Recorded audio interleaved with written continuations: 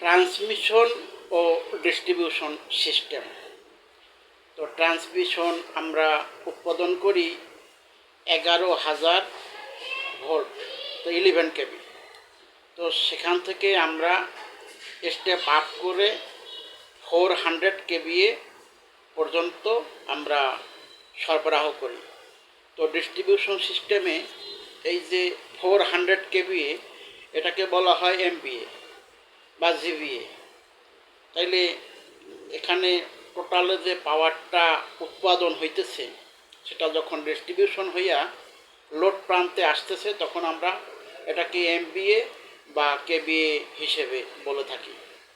তো বিদ্যুতের উৎস এখন কি আসতেছে এখানে, এমবিএ বা কেবিএ, তারপরে যদি আরও নিম্নমুখী করি তাহলে আসতেছে ভিএ।